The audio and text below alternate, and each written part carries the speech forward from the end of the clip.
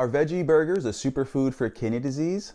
I think so. This is Robert Gallardo from Healthy Kidney Inc. And the reason I think so is because they can fit into any type of renal diet depending on what you're following, whether you're following a low protein, a high protein, something in the middle. And you can get so many different types of varieties. And that's why I feel that they're a superfood, something really good for renal disease. And the fact is that I love veggie burgers and we love them in our house and we eat them pretty often. And I went to a barbecue for Labor Day, and going out to eat is the hardest thing to stay on a renal diet. I knew they were going to have veggie burgers there, so I wasn't too concerned. I was like, all right, I can make it work. I don't have to really, bring my own veggie burger or anything like that. And they had the earth-grown veggie burger. And I'm going to talk about just veggie burgers, different types, what to look for. So if you are out, veggie burgers are a good option because the protein will be easier on the kidney.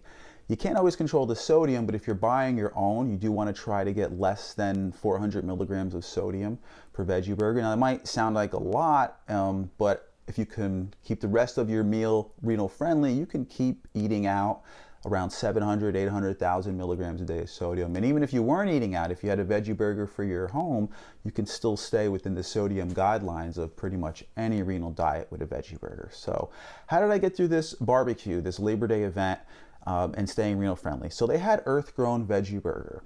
And when I looked it up, it is 300 milligrams of potassium, 290 milligrams of sodium, and 5 milligrams of protein. So it fit pretty nicely into my renal diet, what I try to do of low to low protein. And for the rest of that barbecue, I'm going to talk about what else I had to try to get through. Then I'll talk about some other veggie burgers. So I had a little bit of salad with some salad dressing, and the dressing had about 60 milligrams of sodium in it. And I guessed about 50 milligrams of potassium. I didn't really look too good at it. I had about 3 really small potatoes. Okay, there was no salt added, so about a half a cup of potatoes, about 316 milligrams of potassium. I'm not counting phosphorus, and I don't stay on a potassium-restricted diet.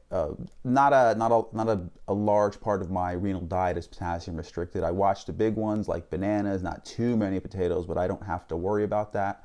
I'm giving you the potassium levels just so that you know better, have a better understanding, and can figure things out for yourself. Now, I did have a little bit of hot sauce. I love hot sauce. They had Frank's Red Hot, but it is loaded with sodium. There is so much in there, and I kept it to about 1 teaspoon, which is a serving of Frank's Red Hot, and that was 190 milligrams. Plus, they had a little bit of mayo, which was about 85 milligrams of sodium, and for about a tablespoon it was. And I probably kept about a tablespoon with the hot sauce. I mixed them together, made a little sauce for the veggie burger. That was 85 milligrams of sodium for the mayo. To guess at the potassium was about 100 milligrams. Then I had a couple of these small crackers, 50 milligrams of salt, yellow peppers. I didn't have a whole one. They were grilled. They probably had about 3/4, so I'm guessing about 250 milligrams of potassium. A little lemonade, 37 milligrams of potassium. Now lemonade, it was fairly kidney friendly, but there was sugar in it. All right, and sugar you do want to be mindful of with kidney disease, and especially if you have diabetic nephropathy, diabetic kidney disease. So there was about 22 milligrams of sugar in that. I had water, and I did have a little piece of salmon. Even though I try not to eat too much animal protein, it was a really small piece, probably about an ounce.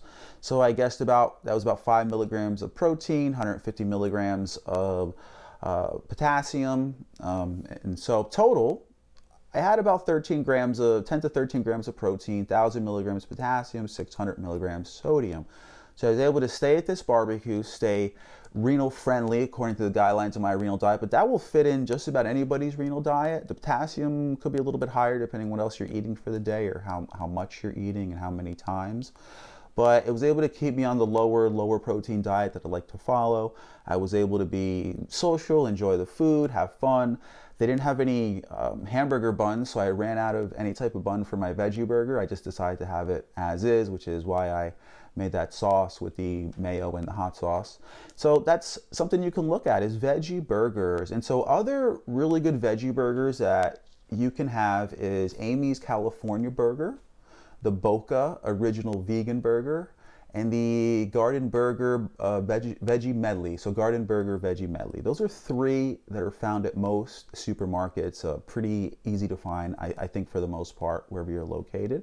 So that's Amy's California Burger, Boca Original Vegan, and Garden Burger Veggie Medley. And we're going to have a bigger list on our website broken down more with the phosphorus, potassium, protein that you can take a look at. So make sure to reference that. Stock up on a few veggie burgers. There are other veggie burgers with more protein if you're looking for that.